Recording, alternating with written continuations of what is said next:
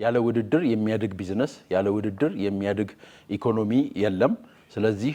የሀገር ውስጥ ነጋዴዎች ጠንካራ እንዲሆኑ ያስችላቸዋል ማለት ነው ልክ እንደ አትሌቶቻችን ውጪ ሄደው እንደሚያሸንፉት ልክ እንደዚሁ ከሌሎች ከዓለም ጋር ተወዳዳሪ ሲሆኑ ጠንካራ የንግድ ማህበረሰብ ሊፈጠር ይችላል ጠንካራ የኢንተርፕረነርሺፕ እድሎች ሊፈጠሩ ይችላሉ ይሄ ተወዳዳሪ ሲኖር ለመወዳደር ወይም ከተቀናቃኝ በልጦ ለመገኘት ማሰብን ማቀድን ወይም መታታርን ያስፈልጋል ይሄ ደግሞ ኢኮኖሚ እድገትን በማምጣት ለራሳቸውም ሆኑ ለሌሎች ለሀገርም እንደዚሁ ውጤታማ እንዲሆኑ ያደርጋቸዋል ብዬ አስባለሁ ነውም ሌላ ተወዳዳሪ ዋጋ እንዲኖር ያደርጋል በተዘጋ አቶሜስፈር ውስጥ የሚሸጥ ነገሮች ወይ ሞኖፖላይዝ በሚደረጉ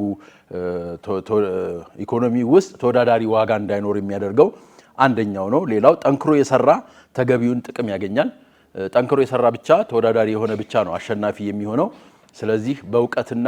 በእውቀት ብቻ በክህሎት ብቻ የሚሰራ ይሆናል ማለት ነው ስለዚህ ሰነፎች ወይም ደግሞ አጥረው በሚጠቀሙ ሰዎች ቢኖሩ እንኳን ይሄ እድል ይዘጋባቸዋል ምክንያቱም ክፍት ይሆናል ገበያው ስለዚህ የተወዳደረ ብቻ እንዲያሸንፍ ይሆናል በዚህ ምክንያት ስንፍና ይወገዳል የምርትና የሸቀጥ እንዲሁም የአገልግሎት ጥራት እንዲኖር ያስችላል ምክንያቱም በገበያ ላይ ተወዳዳሪ የሆነ ምርትና ሸቀጥ እንዲሁም ጥራት ያለው ካላቀረቡ በዋጋም በምንም ካላቀረቡ እንዳይ መወዳደርና ማሸነፍ ስለማይችሉ ለሸማቹ ህብረተሰብ እንደዚሁ ጠቀሜታ ነው ሁለተኛው ሸማቹ ማህበረሰብ የተሻለ አማራጭ በአይነትም በጥራትም እንዲያገኝ ያስችለዋል ጥቂቶች በሚቆጣጠሩት ገበያ እነርሱ ብቻ የፈለጉትን ምርትና አገልግሎት ርካሽና ጥራቱን ያልጠበቀ ዕቃ ማራገፊያ አይሆንም ማለት ነው አሁን እንደምናየው በገበያ ውስጥ ጥራቱን ያልጠበቀ ምርትና አገልግሎቶች የሚመጡት ጥቂቶች ብቻ የሚወስኑበት ጥቂቶች ብቻ የሚፈልጉትን የሚያመጡበት ስለሆነ ነው ስለዚህ ጥቂቶች ብቻ የገበያውን በመያዝ ዋጋ የሚወስኑበት ወይ ሞኖፖላይዝ የሚያደርጉበት እድል አይኖርም ሶስተኛው የውጭ ኢንቨስትመንትን ይጨምራል የፎሪን ዳይሬክት ኢንቨስትመንት በመንለው በዚህ ምክንያት ትልቅ ገበያ ይፈጠራል ይህ ደግሞ ለሀገር ኢኮኖሚ ማደግ ትልቅ አስተዋጽኦ ይኖረዋል ኢኮኖሚውን ያነቃቃዋል እነዚህ የውጭ ካምፓኒዎች የውጭ በተለያዩ ሀገሮች ላይ ኤክስፒሪየንስ ኖራቸው ካፒታል አዳብረው በአጠቃላይ የቴክኒካል ተርሙ መልቲናሽናል ካምፓኒስ የሚባሉ ናቸው እና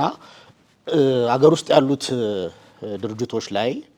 ካቅማቸው በላይ የሆነ ምክንያቱም የኛ ሀገር ኢኮኖሚ ላይ ያሉ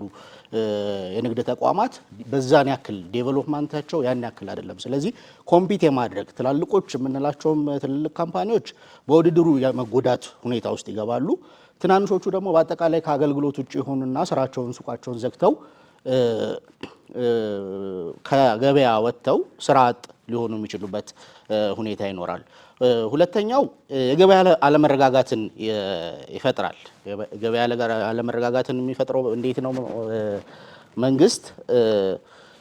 አሁን ባለው ሁኔታ በአዋጅም በኢንቨስትመንት አዋጁም በመመሪያውም ገደብ ያደረገባቸው ሲስተሙ የንግድ ሲስተሙ ዴቨሎፕ እንዲያደርግ እስኪያደርግ ድረስ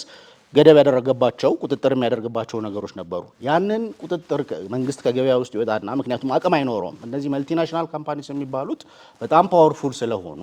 ከመንግስትም በላይ በካፒታል ደረጃ ብዙ ሀገር የሚሰሩ የተለያየ ቦታ በኮምፒቲሽን የሚሰሩ በመሆናቸው ዋጋን አውርደው ዋጋ ሰብሮ የመግባትን አድቫንቴጅ አላቸው ኢትዮጵያ ከመቶ ምናምን ሀገር ውስጥ አንዷ ነው የምትሆነው ስለዚህ ዋጋ ሰብረው ገብተው የገበያውን አለመረጋጋት ሊፈጥሩ ይችላሉ ሌላው አገሪቷ በውጭ ኢንቨስትመንት ላይ ጥገኛ ትሆናለች ማለት እነሱ ልምድ አላቸው ዕውቀቱ አላቸው ረጅም ዓመት የሰሩበት ነው ስለዚህ አንዱን አንስተን ብንወስድ ለምሳሌ ማክዶናልድን ብንወስድ ኮምፒቲቲቭ አድቫንቴጅ አለው ስጋ ከሚመረትበት ሀገር ላይ ስጋ በርካሽ ያመርታል ወተት የሚመረትበት ሀገር ላይ ወተት የተለያየ ቦታ ስለሆነ የሚሰራው እዚህ ሀገር ዋጋ ሰብሮ ገብቶ ሌሎቹን የማስወጣትና ወደ ውጭ ጥገኝነት ላይ እንድንገባ ሊያደርገን ይችላል ሪስክ ሚቲጌት ይደረጋል እነዚህ ነገሮች ፖሊሲው ማሻሻያ እየተደረገ መሄድ አለበት እና የውጭዎቹ ደግሞ ፕሮፊት ብቻ ይዘው ይሄዳሉ እንደዚህ የሚባል ነገር ሁሉም ከመጡ ተወዳድረው ነው እነሱም ያንን ነገር እንዳያስችሉ የሚያደርጋቸውን ነገሮች ማየት ነው። ህንድ በ1991 ዓመተ ምህረት ኢንዱስትሪያል ፖሊሲ አውጥታለች። እነዚህን የውጭ ነጋዴዎች ማንም መግባት አለባቸው። ምክንያቱም ሀገር ውስጥ ያሉት ባለሀብቶች የሚጠነክሩት የሚወዳደሩት ውጭ ያሉት መጥተው አብረው ሲሰሩ ተወዳዳሪ ሲሆኑ ሊያድጉ የሚችሉት የህንድ ኢኮኖሚ ከ1991 በኋላ በ4 እጥፍ አድጎ ዛሬ ከዓለም 5 ከሚባሉት ኢኮኖሚዎች ውስጥ የመጣው የ1991 ኢንዱስትሪያል ፖሊሲ ነው። ከዚህ ውስጥ አንዱ የውጭ ባለሀብቶች በጅምላ በንግድ ምንም ሪስትሪክሽን የለውም ዲ ላይሰንስ ማድረግ የሚለው ነው። እነዚህ ይምጡ እየተባሉ ያለው በሩ የተከፈተላቸው በዚህ መመሪያ መሰረት በጣም ጃያንት የሆኑ መልቲናሽናል ካምፓኒዎች ናቸው። ስለዚህ ብዙ ነገራችንን አፌክት ያደርጉብናል። ሰርተን መኖር እንዳንችል ያደርጉበት ዳምፒንግ ኤሪያ ነው የሚያደርጉን። እዚህ እቃቸውን እዛ ልሸጥ ያለ